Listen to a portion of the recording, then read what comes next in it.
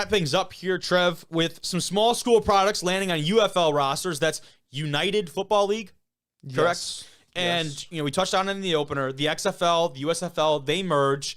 And what I actually really like, and what they did, Trev, I don't know if you saw this, the champions from last year's XFL and USFL leagues are going to play the opening kickoff for the inaugural season of the UFL. Excuse me. So that's I believe it's the Battlehawks and Stallions. I know Birmingham Stallions win the USFL. I want to say it was the Battlehawks. I believe it was because it was AJ McCarron that was balling out for him.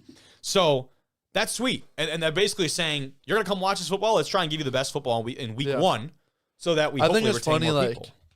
We were talking about this, I don't know, probably 6 months ago, and we mentioned the only way for them both to last is if they merged, and they did that. We got some brains on us. So do they. I mean, it's common sense though. You can't compete. The spring football market is only going to attract so many eyes, and common sense would say when there are two different entities drawing from the same pool, you're only going to get half. Yeah, because your product is not that much different. In my opinion on it, it felt like the USFL was struggling a lot more than the XFL. Agreed. And a part of that was the ownership. To the whole having one location. Yes. That was really Which is probably a cost-saving piece for sure. It was a cost-saving piece, but even watching the game, you're like, wow, there's 5 people at that game right now. Because, so there was no excitement to it. No wonder in Birmingham Stallions won the league. It's in Alabama. It's in Birmingham, Alabama. Yeah, it was at UAB Stadium, I believe. So, yes, I agree with that. I think another piece of it was the rules. The XFL entices people with a little bit of a new...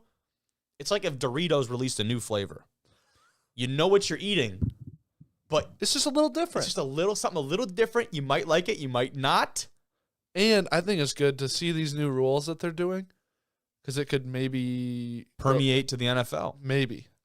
And the NFL is watching it with interest because why, if a new proposed rule is going to crash and burn in this league, oh shit, well that saves us. Yeah. Any more I'm conversation. surprised the NFL didn't want to partner with them too. And maybe that's coming down the line. Now that the merger is enacted. Why make them a competition? Why make them competitors when just buy them? That's what the NFL does best too. And I don't know shit, but I guarantee something has already been in the works to just take over the whole deal. Yeah, and then it could be a feeder league.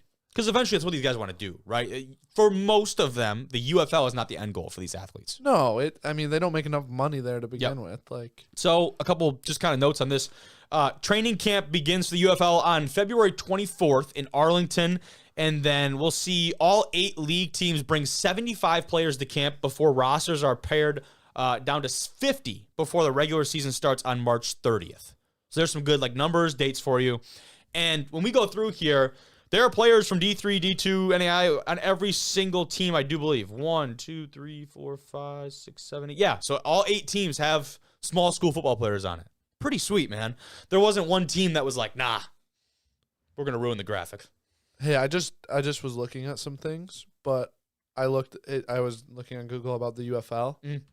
The UFL estimated player how much their salary is every year. It's gonna be $97,000 is their average. That's the median. Yeah, which is much better than it was prior. I think so, definitely. And now it would be interesting to see because I know depending on the league, they were taking care of housing and meals and some other things. I wonder if that's included as a part of that But $97,000 at least it's these guys are making an actual good living. Yeah, legit.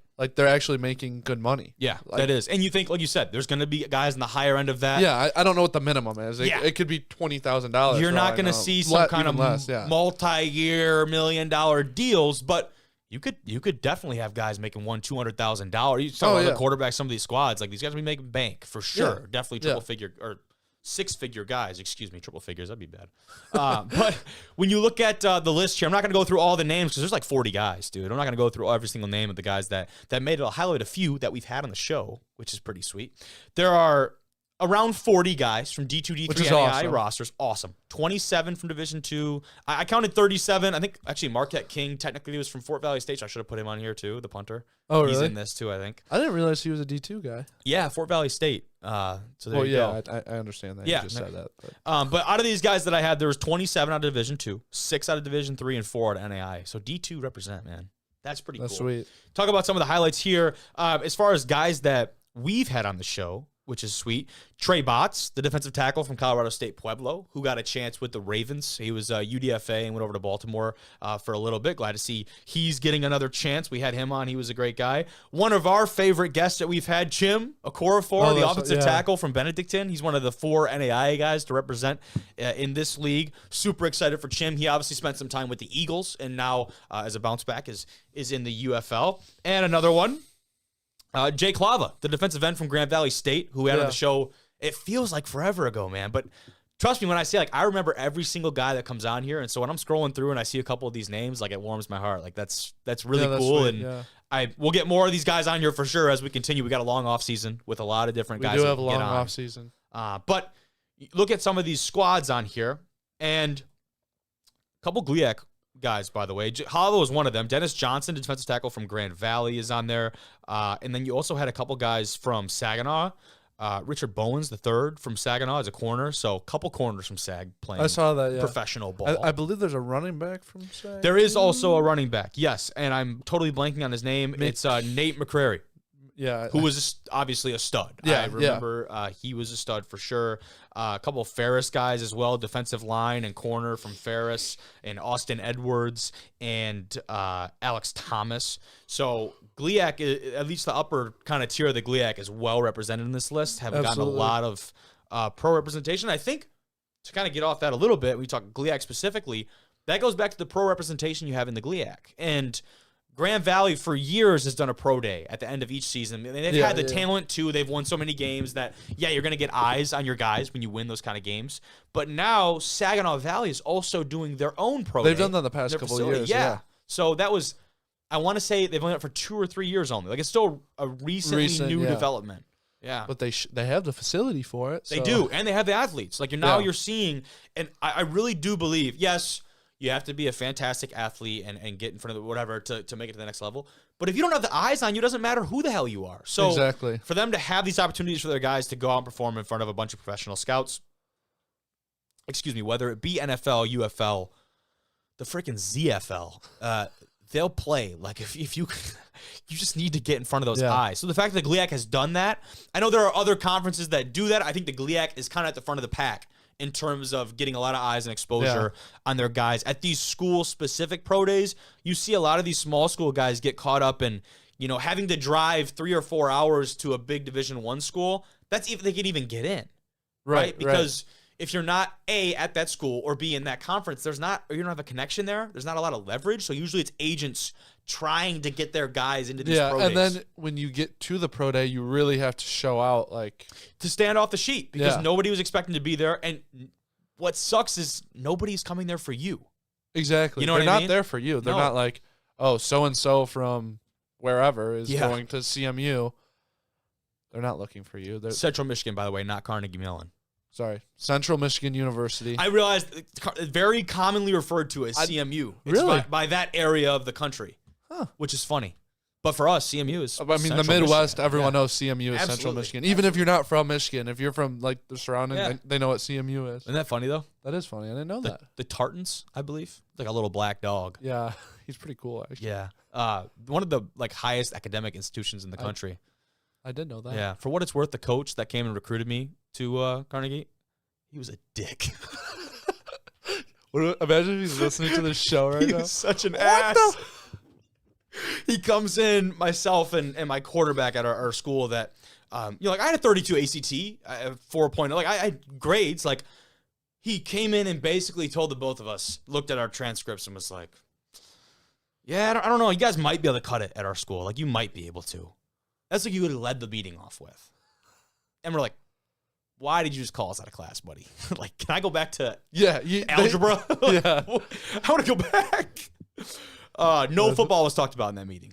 That's not a place I'd want to go. No. So, interesting. I'm sure he's long gone. They got a great program over there. That's no shots at those guys. They have owned the President's Athletic Conference for a long time, until this year when Grove City had their way with them. But back to the UFL a little bit. After a little side tangent. I'll just never forget that. It was a very weird experience. Otherwise, though, we've seen a couple guys on here. Mankato might be the only representation from the NSIC. Pittsburgh State is well represented on this list. Couple guys from Slippery Rock. 2 players, by the way. We got a corner and I believe a wide receiver, if I do remember correctly, that were from Mary Hardin Baylor out of Division III. Oh. So pretty sweet representation there. And then there was a cool story here. Jake Lucina is an offensive lineman out of Augustana, the Division II squad in South Dakota. On the website, he was actually listed as an assistant offensive line coach. So seemingly had kind of moved on from his playing career and stuck around with the Augies or Vikings or whatever to help out and coach their offensive line unit, and now is taking the step back to play in the pros and pursue a dream, dude. Yeah. That's awesome. That's really cool. And I'm sure a guy like that he was probably in shape still to be ready to play. Oh, hell yeah. Probably had practice every day. I'm going to double check real quick, but I know on the website, because I try and there's a lot of names, but I try and do a little bit of fact checking for all these guys to make sure they're on the actual rosters and so on and so forth. And it looks like he also played in the USFL, and he was drafted in 2022 in round 20 of the USFL draft. Round 20? Round 20. I didn't know. That's crazy. Apparently played 10 games in the USFL. So I'd imagine out of college, gets the chance in the USFL, maybe something doesn't work out, or he just finishes and don't know what his future looks like. Hey, the fallback, I'm going to start coaching, get the career going. Yeah. UFL comes calling. We're back, baby. We are so back. That's cool. It's pretty sweet. That's really cool. Wasn't there another coach? Yes, from Fort Lewis, the wide receivers coach, who is back and playing some ball. I thought there was a line coach too. Wingate. You're talking about the offensive line coach from Wingate. Wingate, who played and then for the Battlehawks, I think. Renegades. Played for the Arlington Renegades. 2 blue teams. I got confused. But yes, the offensive line coach, Brian something from Wingate, the Bulldogs. Yeah, that's what I was thinking. And, talk about finish up coaching and then to go in the offseason. I remember him putting out a tweet hey, guys, sorry, not on the recruiting trail right now. I'm competing for an XFL championship. Well, could you have a bigger flex than that? Yeah, dude.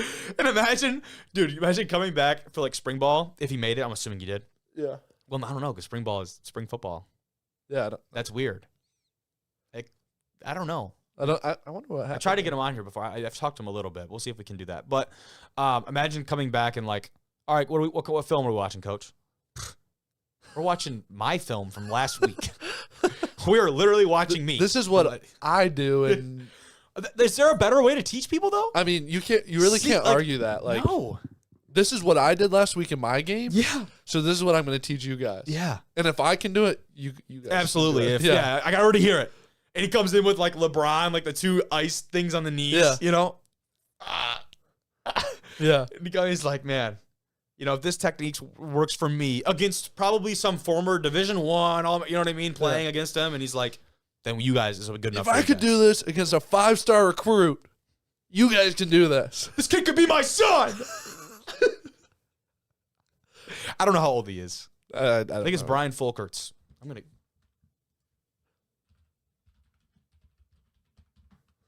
Kobe's about to message him right now. Brian Folkerts played college football at Washburn. And he's looks like tight ends and fullbacks coach now at Wingate. Well, but yeah, that's him. Guess what? You know Pretty what cool. tight ends spent 6 years in the NFL. Wow. You know what tight ends and fullbacks do though? They block too, so he can still pull up his film. Hell of a lot of blocking.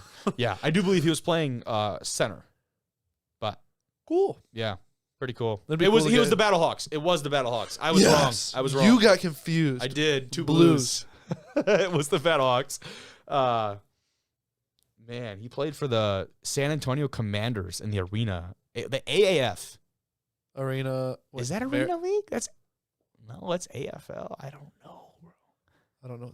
I don't freaking know. But I don't think it exists anymore. No. That's about all we have for today, though. Pretty cool stuff. We're going to get some of those guys from the UFL or some of those new additions to those UFL rosters on. I'm excited for those guys. Very cool. Thanks, Trev. Yep.